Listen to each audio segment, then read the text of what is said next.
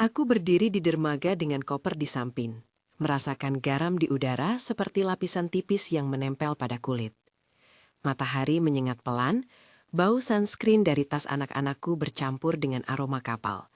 Minyak mesin, kayu yang hangus oleh ombak, dan bau kopi dari kafe kecil di ujung dermaga.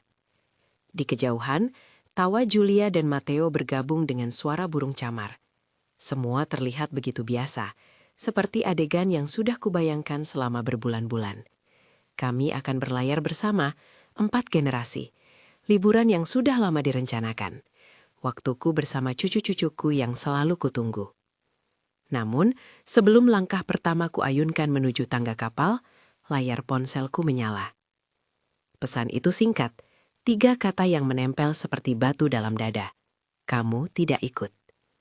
Aku membacanya lagi, berharap itu salah ketik, atau pesan ketiga yang berisi konteks, sebuah lelucon, atau pemberitahuan bahwa kursi di kapal tidak cukup.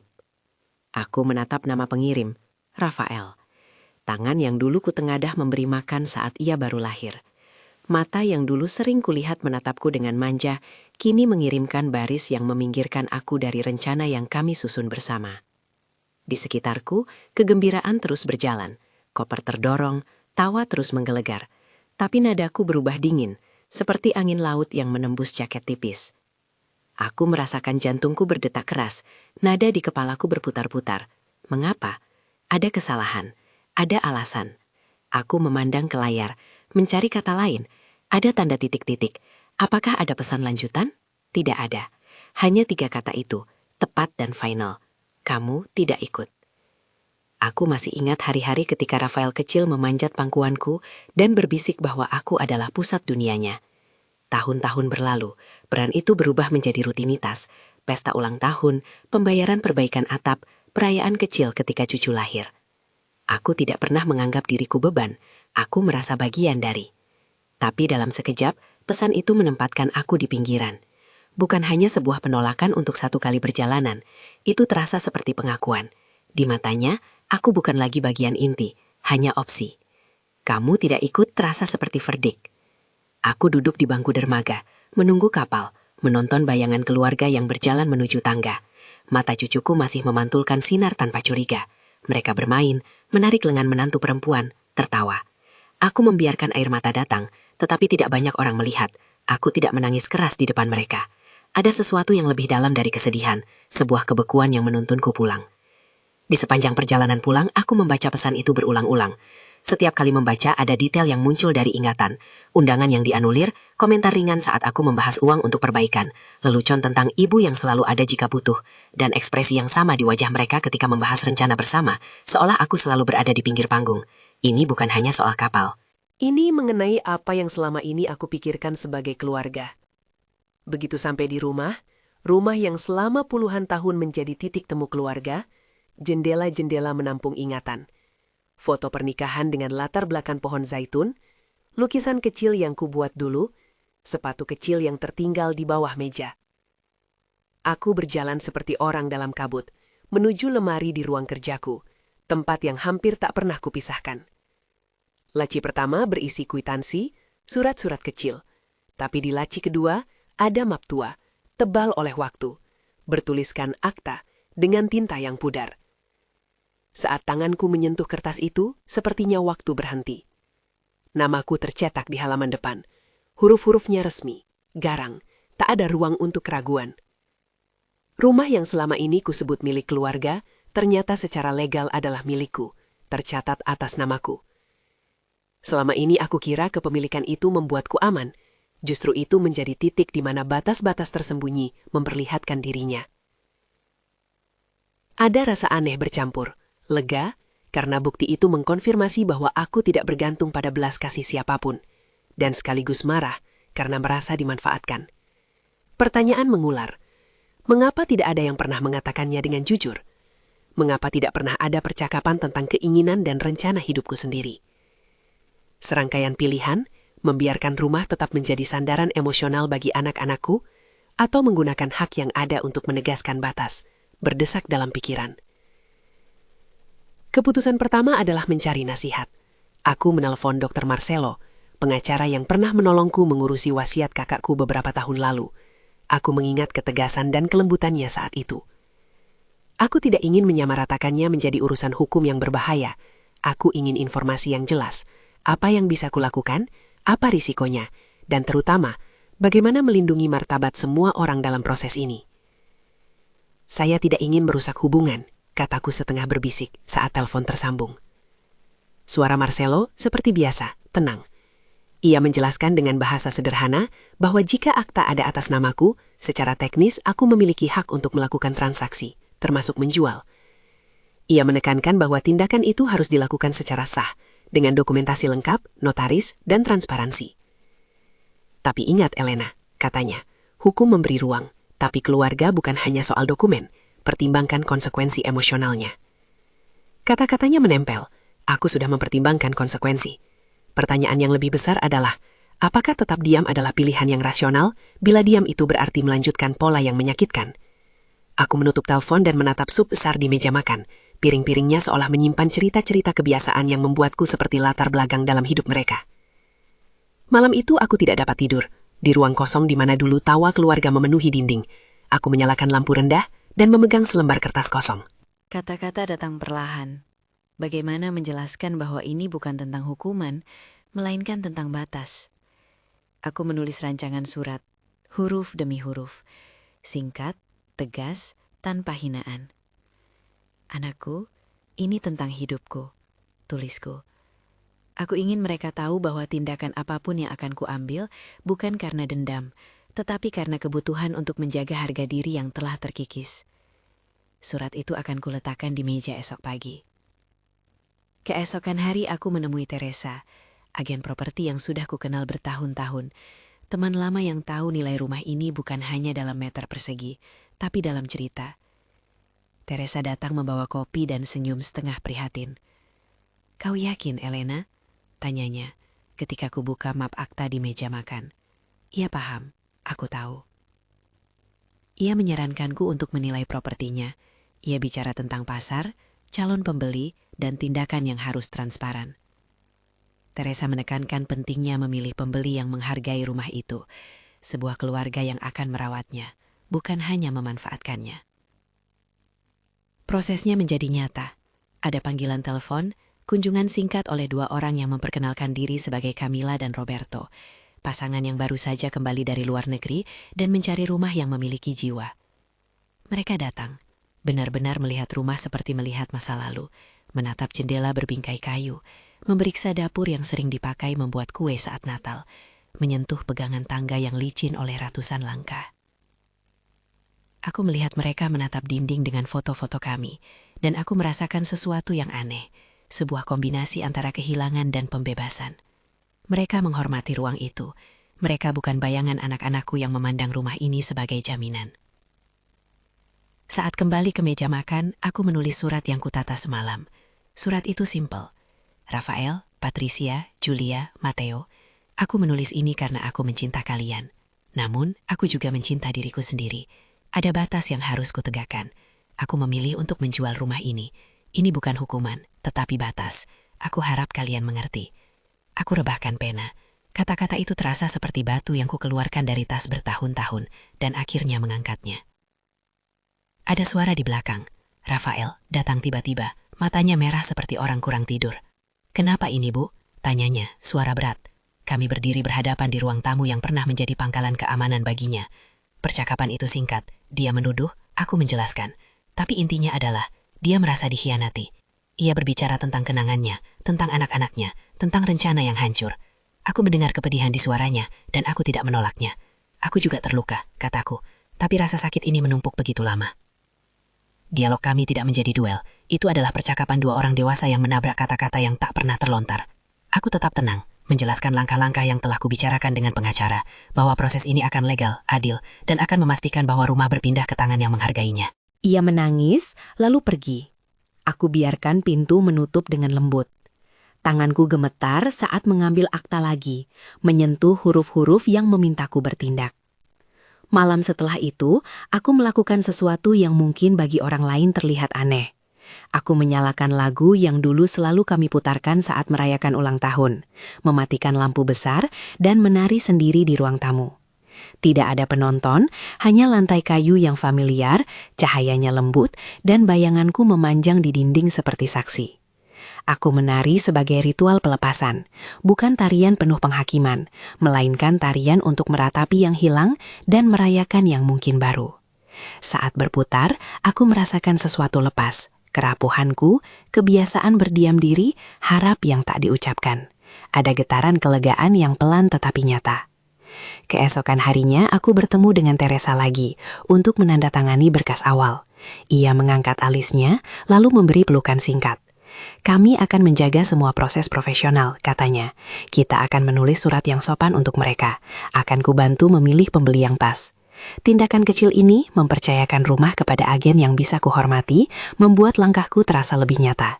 Di antara dokumen, Teresa meletakkan 1 lembar keterangan penjualan sementara, perkiraan nilai, daftar perbaikan kecil yang perlu dilakukan. Semua itu tampak biasa, administratif, namun bagiku setiap tanda tangan membawa bobot emosional. Di siang hari lainnya, aku duduk menulis catatan kecil untuk Julia, untuk Matteo. Aku ingin agar hubungan dengan cucu tidak patah oleh keputusan ini. Aku menulis undangan untuk makan malam, janji untuk menonton film mereka favorit, janjiku untuk tetap hadir di momen-momen kecil yang tak tergantikan. Tindakan ini sekaligus penetapan batas. Aku menjual rumah, tapi aku tidak akan menghilang dari hidup mereka. Batas bukan pengasingan mutlak, batas berarti memilih kehadiran yang sehat. Dalam beberapa minggu, proses hukum bergerak dengan kecepatan yang mengejutkan. Panggilan, tanda tangan, pemeriksaan berkas, tawaran dari Camilla dan Roberto yang masuk sebagai penawar serius. Kadang terasa absurd bagaimana sebuah rumah bisa berubah status dalam lembar-lembar resmi. Tanda tangan di atas materai, cap notaris, nomor rekening yang kini mulai terlihat di layar bank. Uang di rekening bukanlah hadiah yang kusuka, ia hanyalah bukti bahwa suatu kepemilikan bergeser. Namun ada juga kenyataan bahwa ketika kertas-kertas itu terisi nama lain, ada finalitas yang tak terelakkan. Lalu muncul kekhawatiran yang tak kusangka. Bagaimana Rafael akan memproses semua ini? Bagaimana Patricia akan menjelaskan kepada Julia dan Matteo? Aku tidak ingin anak-anakku merasa hina. Aku tidak ingin mereka mencari kambing hitam. Di setiap pertemuan, aku mencoba menegaskan, ini bukan tentang mengambil dari mereka. Ini tentang mengambil kembali diri. Namun kenyataan kadang tak mengindahkan penjelasan yang rapi. Emosi lebih buntu, lebih liar. Ada malam-malam di mana teleponku terisi suara-suara yang marah, di mana aku harus menjawab dengan hati-hati. Di sela-sela itu, aku menata hidupku dengan perlahan. Ada kebersihan yang harus dilakukan sebelum inspeksi properti. Mengecat tembok, menyingkirkan barang-barang yang terlalu pribadi, menyusun album foto yang akan kuserahkan bersamaan dengan kunci. Setiap objek yang kutata, setiap foto yang kutelapkan di kotak, terasa seperti menyeleksi bagian hidup yang bisa kulihat lagi atau lepaskan. Ada foto pernikahan kami, foto anak-anak kecil yang memegang sapu di halaman. Satu persatu masuk ke dalam kardus. Aku tidak mengambilnya dari ingatan, aku sekadar merapikannya. Ini tindakan perawatan diri, memberi ruang pada masa depan dengan merelahkan beberapa benda di masa lampau. Suatu sore, Teresa mengundang Camilla dan Roberto ke rumah untuk bincang ringan. Mereka tiba dengan bunga sebagai tanda hormat. Kami duduk di teras di bawah sinar sore yang temaram. Camilla tersenyum sopan, berbicara tentang proyek renovasi kecil yang akan membuat rumah nyaman untuk keluarga mereka. Roberto bercerita tentang bagaimana dia jatuh cinta pada kamar yang memandang taman kecil di belakang rumah. Mereka bertanya tentang kami, tentang ritual Natal, tentang pohon zaitun di pekarangan yang menghasilkan buah kecil manis. Saat mereka berbicara dengan rasa hormat, aku merasakan sedikit kelegaan. Mereka bukan penyusup, mereka seperti pelukis yang melihat kanvas tua dengan gentar namun penuh harap. Di malam yang lain, aku menyodorkan suratku ke meja, menunggukan hati untuk bagaimana anak-anakku membaca itu. Surat itu tetap ringkas, sopan, tanpa amarah. Aku menuliskan penjelasan tentang perlunya batas, tentang keinginan merangkai bagian hidup yang selama ini tertunda. Aku juga menulis tentang harapku, bahwa kami bisa menemukan cara untuk berhubungan tanpa saling memanfaatkan. Aku menyelipkan janji, waktu untuk cucu, jam bermain, undangan makan bersama setelah proses selesai. Aku berharap kata-kata sederhana ini bisa meredam benturan. Namun aku tahu, kata-kata tak selalu cukup. Beberapa orang memandang tindakanku sebagai suatu revolusi kecil. Aku sendiri tidak mau menyebutnya revolusi, lebih tepat sebagai pemulihan hak atas hidupku. Ada rasa malu yang kutahan, Kebiasaan mengorbankan kebutuhan sendiri demi ketenangan rumah tangga begitu panjang sehingga mengambil kembali ruang pribadi terasa seperti tindakan berani, dan berani terasa agak menakutkan. Ketakutan itu bukan soal kehilangan harta, lebih pada kehilangan citra diri yang selama ini terbentuk sebagai ibu yang selalu ada. Suatu pagi ketika proses hampir rampung, aku duduk di dapur dengan secangkir teh. Pikiranku melayang pada pesan di dermaga. Sekali lagi terasa seperti alasan mengapa aku melakukan ini. Bukan sebagai perlawanan tanpa tujuan, melainkan sebagai jawaban atas pengabaian yang lama ditutupi. Aku menghela napas panjang. Ada rasa bersalah yang tak mudah hilang, namun juga ada rasa ringan yang tak bisa kusembunyikan. Teleponku berdering. Nama yang tidak asing muncul, Rafael. Jantungku menegang. Bu, suaranya agak ragu. Bisakah kita bicara? Aku mengangguk, meskipun ia tak melihatku. Sekarang? Tanyaku. Nanti malam, jawabnya. Aku setuju. Malam itu ia datang lagi, kali ini tanpa nada marah. Wajahnya lelah, matanya memancarkan penyesalan yang baru kusadari. Kami duduk di sofa, jarak kami masih terasa seperti samudra kecil. Ia memulai dengan meminta maaf karena pesan di dermaga. Aku menulis tanpa berpikir, Bu. Itu salah. Aku menyesal. Kata-kata itu seperti plastik tipis yang menutupi rasa sakit lama. Mereka menutupi, namun tidak menghapus bekasnya. Aku menerima maafnya.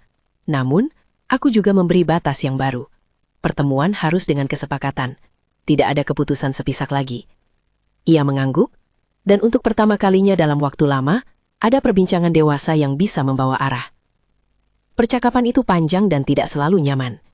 Ia mengakui bahwa selama ini ia sering melihat rumah, serta segala yang ada di dalamnya sebagai semacam jaminan praktis. Tempat menyimpan barang, tempat anak-anak bisa berlarian sementara ia dan Patricia mengatur urusan mereka sendiri. Ia mengakui kerap kali tidak mendengar invoice emosional yang kusebutkan. Mendengarnya membuat sakit, tapi juga membuka jalan untuk percakapan yang sebelumnya tak pernah terjadi. Malam itu sebelum ia pulang, aku memberinya surat singkatku. Bukan sebagai ultimatum, tapi sebagai penanda bahwa langkahku telah turun tangan. Ia membaca, lalu memelukku lama. Pelukan itu bukan rekonsiliasi akhir, tetapi awal yang rapuh. Ia berjanji untuk mengikuti terapi keluarga, untuk mendengarkan, untuk tidak membuat keputusan yang mengecualikanku lagi tanpa diskusi. Aku membiarkan kata-kata itu menjadi bunga kecil yang ditaburkan di jalan yang mungkin akan kami lalui bersama. Beberapa minggu setelah itu, tawaran dari Camilla dan Roberto disetujui. Ada proses penandatanganan terakhir di kantor notaris, sesi yang rapi, berbau tinta dan kertas berat. Aku menandatangani dokumen, bukan karena aku mau melukai, tapi karena aku memilih kebebasan. Uang masuk rekening, dan pada hari penyerahan kunci Teresa datang dengan 2 gelas teh hangat. Camilla dan Roberto mengucap terima kasih yang tulus. Mereka menerima kunci dengan penghormatan yang nyata, dan sebelum meninggalkan rumah untuk pertama kali sebagai pemilik baru, mereka berjanji akan menanam lagi pohon zaitun di pekarangan. Aku berdiri di ambang pintu ketika mereka pergi, memegang kotak kecil berisi beberapa foto dan barang yang kupisahkan.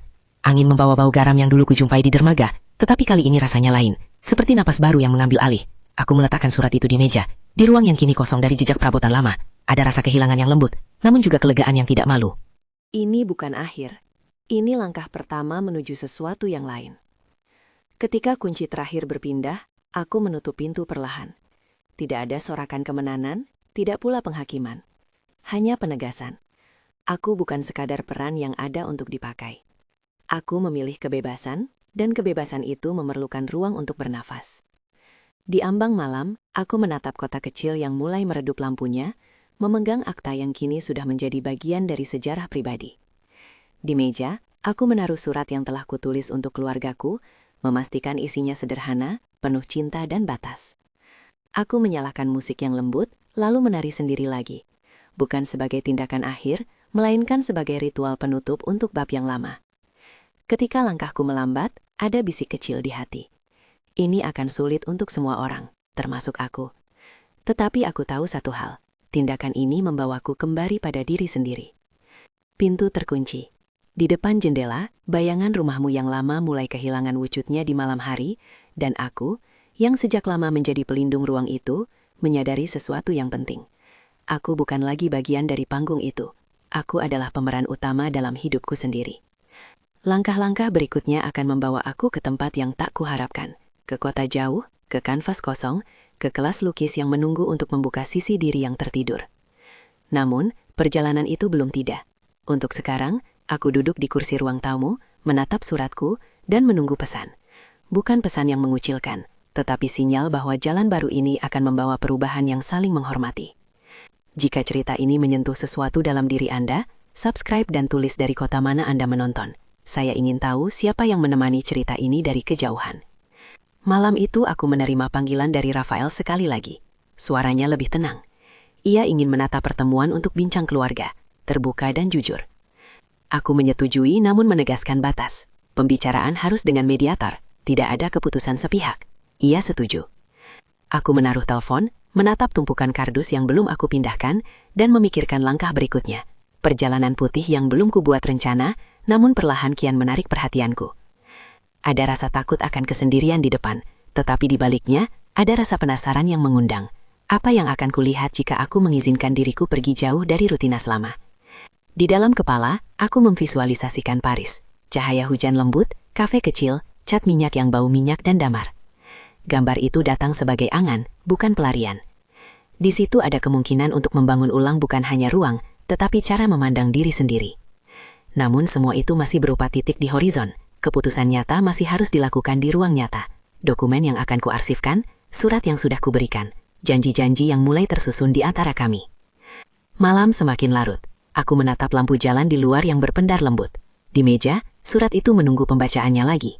Di dalam, aku menunggu nafas baru. Ada banyak yang belum selesai. Percakapan yang harus berlangsung, emosi yang perlu diselesaikan, terapi yang baru dimulai, dan entah kapan, pertemuan di pameran seni yang belum kujangkau. Namun satu hal jelas, pesan itu di dermaga bukan sekedar penolakan. Ia adalah pemicu yang merobek tirai dan memperlihatkan ruang kosong yang harus kupenuhi sendiri. Aku menghela napas, menutup lampu, dan membiarkan malam menenangkan. Di antara keremangan, aku merasakan besok membawa sesuatu yang belum aku punya kata untuk menyebutnya. Kebebasan, mungkin, atau awal baru. Pagi keberangkatan ke Paris cerah, tapi dadaku berat dan ringan sekaligus. Maria datang lebih awal dengan tas berisi roti panggang dan segelas kopi panas. Wajahnya cemas, tangan yang dulu sering kupanggul saat kami masih muda, kini menggenggam tanganku seperti sahabat yang menahan pergi. "Pergilah, Lena," katanya, memanggilku dengan nama kecil yang hanya dia pakai. Bukan lari, tapi ambil napas. Kita semua butuh itu. Aku mencium pipinya, lalu memeluk Teresa yang ikut mengantar. Mereka berdua meyakinkanku bahwa keputusan ini bukan egois, melainkan perbaikan yang sudah lama tertunda. Di bandara, aku berdiri menatap papan keberangkatan. Tas kecil di sampingnya terasa ringan, seperti janji yang kuselipkan. Cat minyak, palet kecil, beberapa kanvas bekas. Aku terkejut sendiri betapa bersemangatnya jari-jariku ketika menyentuh tiang kuas yang kubawa sejak muda. Mereka masih ingat bagaimana menari di atas kanvas. Saat pesawat mengudara, aku menutup mata dan membiarkan kota kecilku mengecil, bersama rasa takut dan ketegaran yang menetap di dada. Paris menyambutku dengan hujan ringan, aroma kopi pekat yang menyusup lewat celah kafe, dan suara roda troli yang beradu lembut di batu paving. Aku menyewa kamar kecil di latar lemarai, bilik yang jendela kecilnya menghadap gang sempit, di mana gerimis membuat lampu jalan berkilau seperti kancing emas pada pakaian tua kota itu. Di pagi pertama, aku berjalan tanpa peta, hanya mengikuti rasa penasaran, mencari toko cat, toko kuas, dan kafe tempat seniman lokal biasa ngumpul. Hari pertama kelas lukis terasa aneh sekaligus menghangatkan. Ruang itu berbau damar dan kopi. Meja-meja dipenuhi kanvas dalam berbagai ukuran, celengan cat yang sudah kering, dan tumpukan majalah seni. Guru lukisku, Isabel, adalah wanita pertengahan 50-an dengan rambut abu-abu yang diikat longgar. Senyumnya tajam seperti pisau, tapi suaranya lembut, dan bagaimana ia menjelaskan cahaya membuatku menangkap kembali rasa ingin melihat. "Warnamu bukan hanya pigmen," katanya dalam bahasa yang ku ketahui cukup. "Warnamu adalah cerita yang ingin kau ceritakan pada dunia." Ia mendorong kami untuk menggunakan cat sebagai alat untuk membebaskan, bukan hanya meniru. Minggu-minggu pertama dipenuhi kegagapan, kegagalan tangan yang belum terlatih, kanvas yang kusentuh seperti tamu yang tak ingin diundang, warna yang bercampur menjadi lumpur karena kesabaranku belum cukup lama. Namun, ada juga momen kecil yang membuat dada berdesir. Sebuah sapuan yang berhasil, campuran warna jingga yang menimbulkan hangat sore, tekstur yang tak kusangka muncul dari jari-jariku. Teman-teman kelas menjadi penolong yang tak terduga. Ada Lucie, pensiunan perancang busana yang mewarnai kanvas dengan garis seperti kain yang menempel. Ada Marco, pemuda Italia yang selalu membawa roti pastry dan cerita panjang tentang kampung halamannya. Dan ada Maja, seorang jurnalis Polandia yang mengajakku minum teh sampai larut, membicarakan seni dan pengalaman hidup. Kami membentuk semacam komune kecil, sesi pagi di studio, siang di kafe yang sama, sore meninjau karya kami sambil berbagi roti. Mereka bukan pengganti keluarga, tapi cara yang lembut untuk diingatkan bahwa ada jaringan lain selain rumah lama yang kini telah kulepaskan. Aku mulai menjual beberapa lukisan kecil di pasar seni lokal, bukan dengan maksud mengumpulkan harta, melainkan untuk menguji nilai eksternal dari yang kubuat. Ketika seorang wanita muda membeli lukisan kecil berukuran 30x40 yang kuberi judul Sore di Dermaga, aku merasakan getir dan kebanggaan yang aneh sekaligus. Lukisan itu membawa potongan kehidupanku, dan kini kehidupan itu berpindah ke rumah orang lain yang akan menatapnya setiap pagi. Di sela-sela kelas, aku menulis catatan pendek untuk keluarga.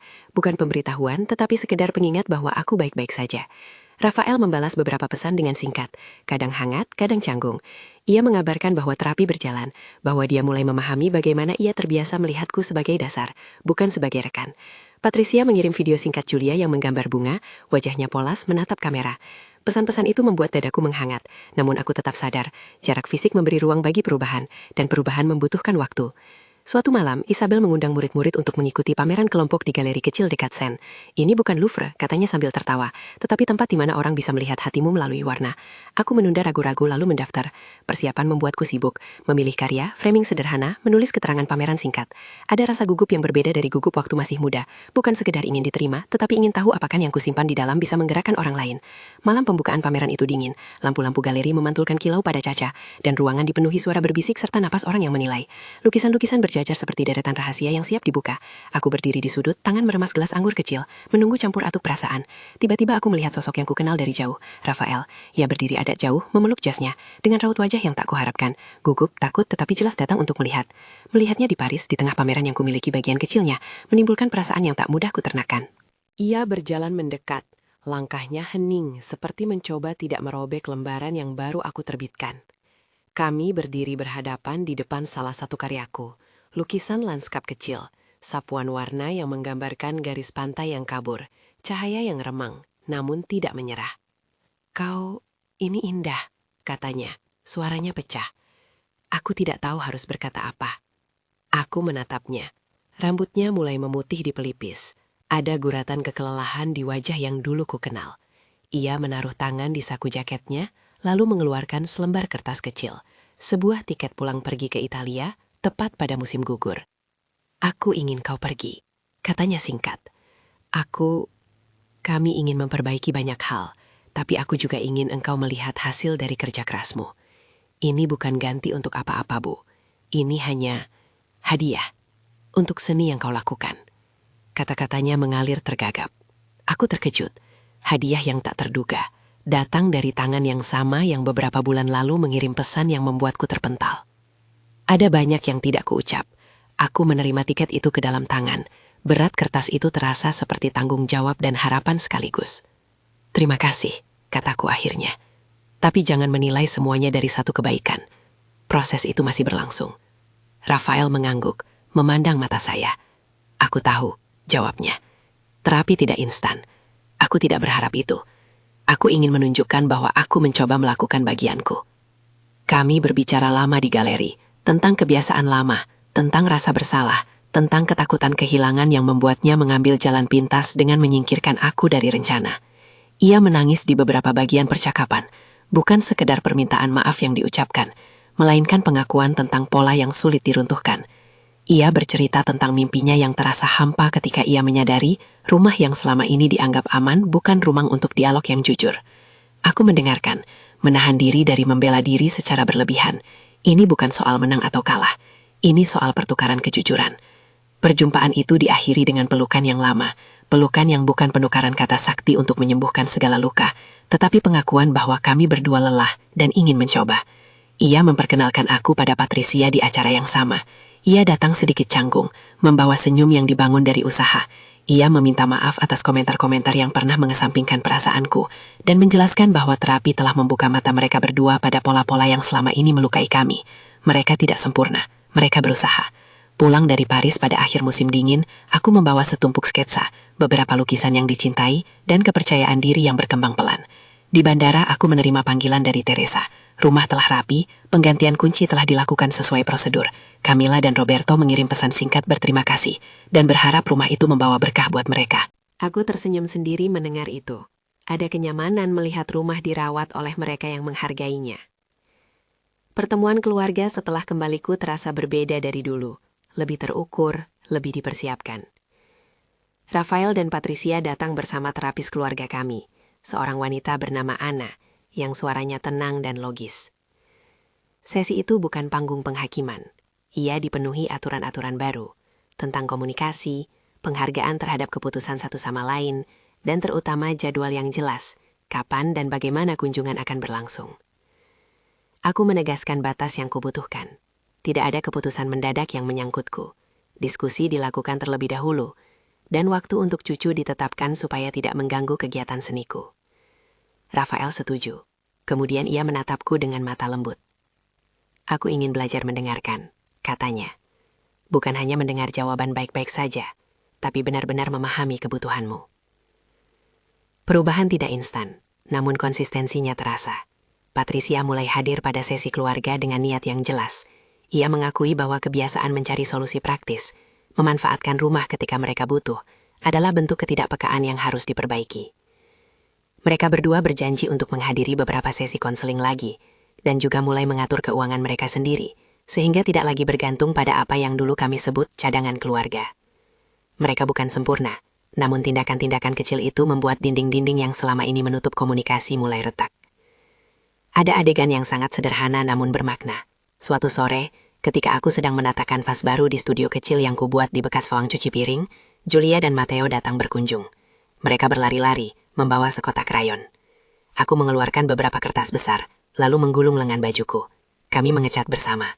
Terkadang aku membiarkan mereka mengotori telapak tangan dengan warna, lalu tertawa ketika warna itu menempel di pipi mereka. Aku mengajari Julia cara mencampur warna dasar. Ia memegang kuas dengan serius, meniru gerakanku. Momen itu sederhana. Tawa anak-anak, bau cat, dan rasa hangat ketika mereka memelukku sebelum pulang.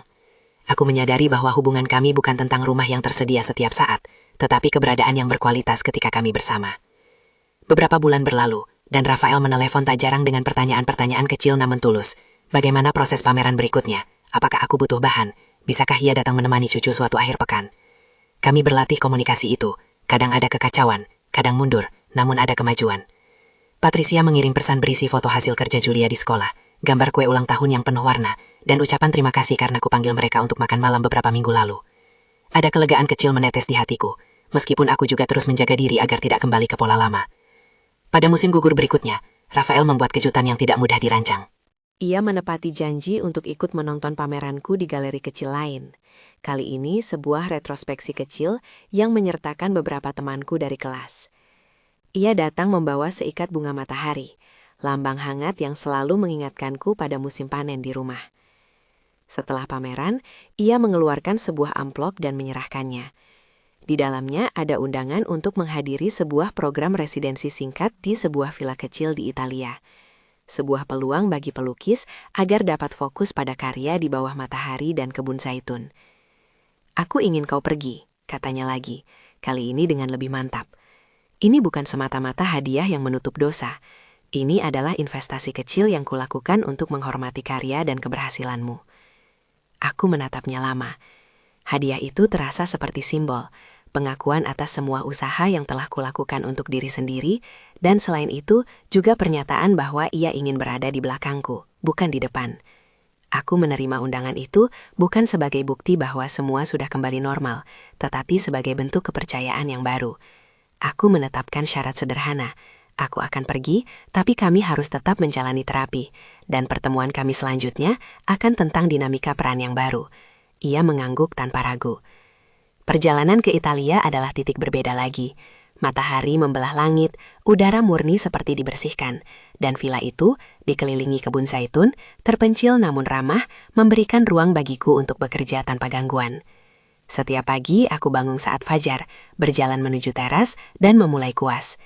Hari-hari di sana dipenuhi kerja keras tenang. Sapuan demi sapuan, kopi pagi, jam-jam panjang memerhatikan bayangan yang berubah pada tanah, dan pertemuan singkat dengan pelukis lain yang datang dan pergi seperti angin.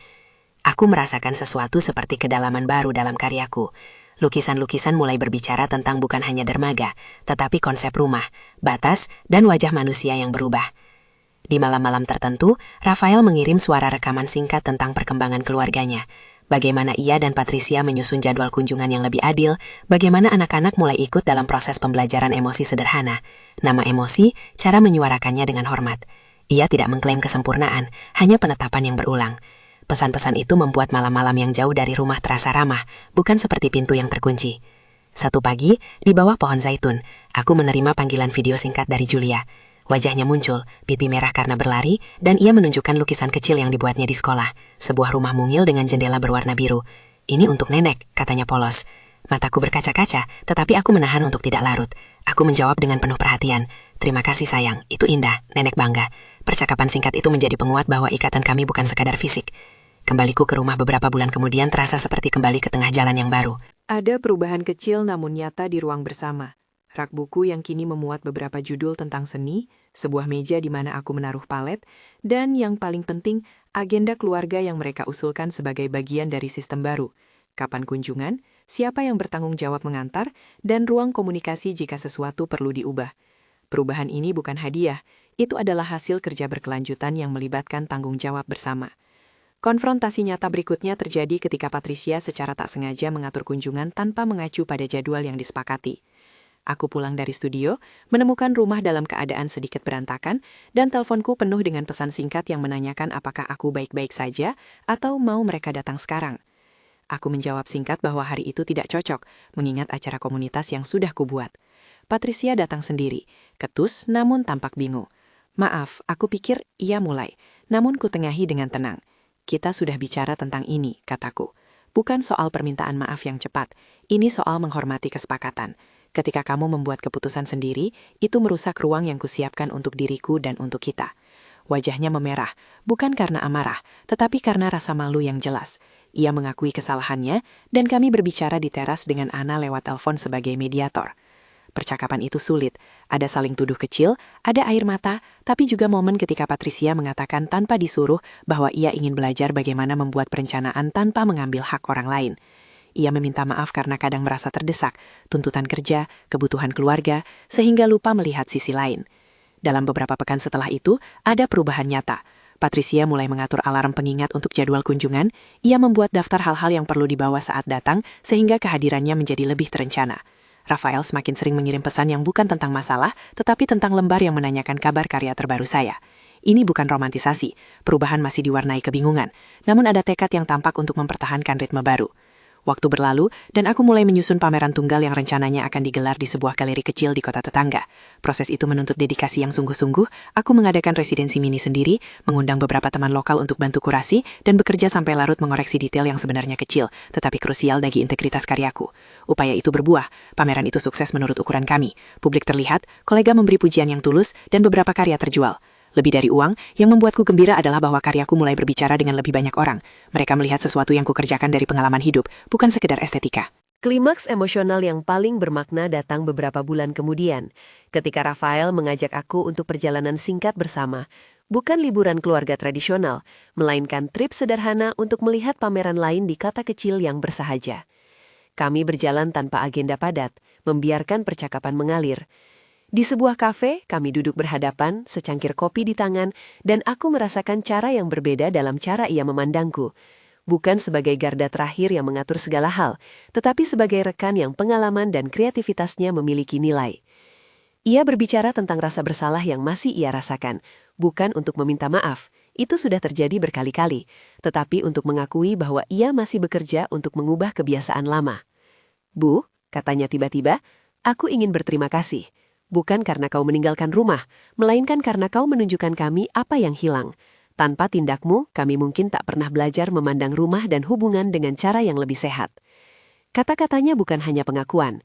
Aku menatapnya lama, bukan untuk menguji, melainkan untuk menerima. Kami bertukar senyum kecil.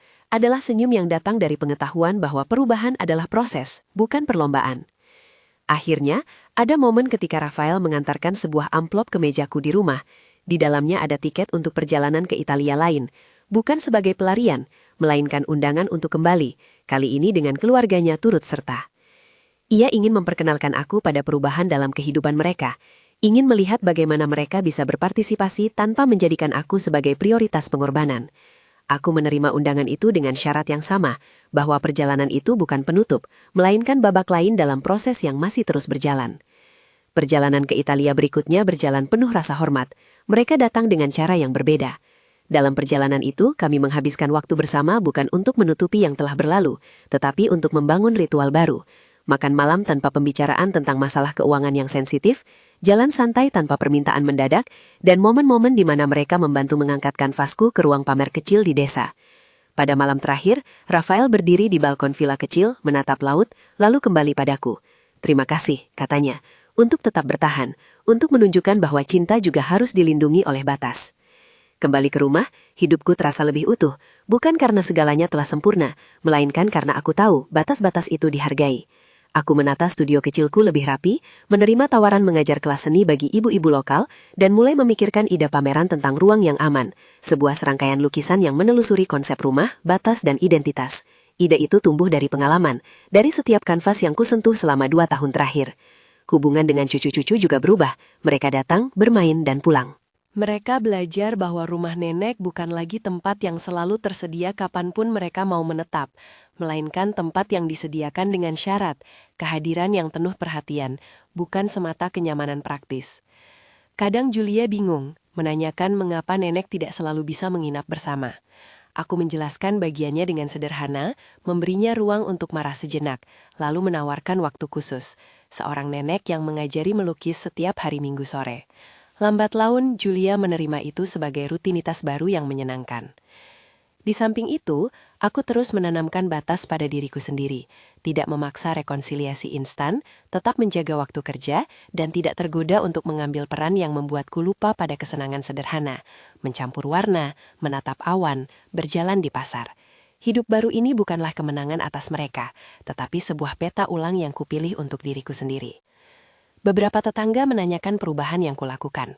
Beberapa mengatakan bahwa mungkin terlalu keras, terlalu formal. Aku mendengarkan, lalu menjawab dengan jujur, "Ini bukan hukuman, ini tentang memilih cara untuk hidup yang membuatku utuh." Mereka mengangguk, sebagian mengerti, sebagian tetap ragu. Tidak semua orang harus setuju. Yang penting adalah aku berdiri teguh pada keputusan yang membawa keselamatan emosional.